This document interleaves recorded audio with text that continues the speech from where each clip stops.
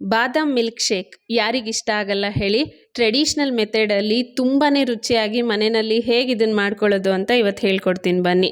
Hello ನಮಸ್ತೆ, ನಾನು ತಂಗಿ ಪ್ರೇಮ. ವೆಲ್ಕಮ್ ಬ್ಯಾಕ್ ಟು ಅಕ್ಕ ತಂಗಿ ಕೈ ಅಡುಗೆ.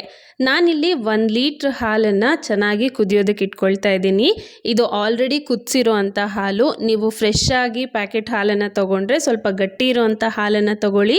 ಹಾಗೆ ಇದನ್ನು 10ರಿಂದ 15 ನಿಮಿಷದವರೆಗೂ ಚೆನ್ನಾಗಿ ಕುದಿಸ್ಕೊಳ್ಳಿ.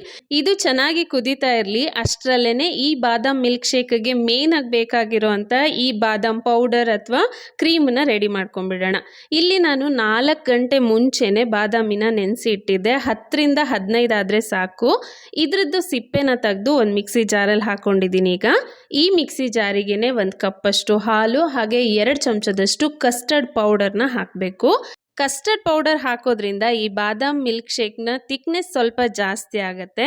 ಈ 3 ಇಂಗ್ರೀಡಿಯೆಂಟ್ಗಳನ್ನು ಹಾಕ್ಕೊಂಡು ಚೆನ್ನಾಗಿ ಇದನ್ನು ರುಬ್ಕೋಬೇಕು. ರುಬ್ಕೊಂಡಿರೋಂಥ ಪೇಸ್ಟನ್ನು ಕುದೀತಾ ಇರೋವಂಥ ಹಾಲಿಗೆ ಹಾಕ್ತಾ ಕೈ ಬಿಡದೆ ತಿರುಗಿಸ್ಬೇಕು.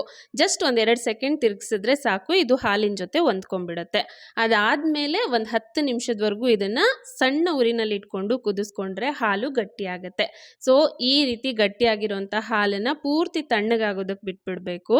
ನೆಕ್ಸ್ಟ್ ಇದಕ್ಕೆ ಅರ್ಧ ಚಮಚದಷ್ಟು ಏಲಕ್ಕಿ ಪುಡಿ, ರುಚಿಗೆ ತಕ್ಕಷ್ಟು ಬೆಲ್ಲ. ನಾನಿಲ್ಲಿ 3ರಿಂದ 4 ಚಮಚದಷ್ಟು ಬೆಲ್ಲ ಹಾಕಿದ್ದೀನಿ. ಹಾಗೆ ಸ್ವಲ್ಪ ಡ್ರೈ ಫ್ರೂಟ್ಸ್ಗಳನ್ನು ಹಾಕಿ 1 ಗಂಟೆವರೆಗೂ ಇದನ್ನು ಫ್ರಿಜ್ಜಲ್ಲಿ ಎತ್ತಿಟ್ಬಿಟ್ರೆ ಚೆನ್ನಾಗಿ ಇದೆಲ್ಲ ಮಿಕ್ಸ್ ಆಗಿರುತ್ತೆ. ಬೆಲ್ಲ ಕೂಡ ಕರಗಿರುತ್ತೆ. ನಿಮಗೆ ಬೆಲ್ಲ ಬೇಡ ಅನ್ನೋದಾದರೆ ಹಾಲು ಕುದೀತಾ ಇರುವಾಗಲೇ ನೀವು ಸಕ್ಕರೆ ಹಾಕೋಬೋದು. ಆದರೆ ಸಕ್ಕರೆಗಿಂತ ಬೆಲ್ಲ ಆರೋಗ್ಯಕ್ಕೆ ಒಳ್ಳೆಯದು. ಹಾಗಾಗಿ ನಾನಿಲ್ಲಿ ಬೆಲ್ಲನ ಯೂಸ್ ಮಾಡಿದ್ದೀನಿ. ಸಕ್ಕರೆನೇ ನೀವು ಯೂಸ್ ಮಾಡೋದಾದರೆ ಹಾಲು ಚೆನ್ನಾಗಿ ಕುದೀತಾ ಇರೋ ಟೈಮಲ್ಲೇ ರುಚಿಗೆ ತಕ್ಕಷ್ಟು ಸಕ್ಕರೆನ ಹಾಕೋಬಹುದು. ಇನ್ನು ಇದನ್ನ ಬಿಸಿ ಬಿಸಿಯಾಗೂ ಕೂಡ ಕುಡಿದ್ರೆ ಚೆನ್ನಾಗಿರುತ್ತೆ. ಇನ್ನು ತಣ್ಣಗೆ ಮಾಡ್ಕೊಂಡು ಕುಡಿದ್ರಂತೂ ಸೂಪರ್ ಆಗಿರುತ್ತೆ. ರೆಸಿಪಿ ಇಷ್ಟ ಆದ್ರೆ ಲೈಕ್ ಮಾಡಿ. ಹಾಗೆ ಫಸ್ಟ್ ಟೈಮ್ ನೋಡ್ತಾ ಇದ್ರೆ ಚಾನೆಲ್ ಅನ್ನ ಸಬ್ಸ್ಕ್ರೈಬ್ ಮಾಡ್ಕೊಳ್ಳಿ. Thank you.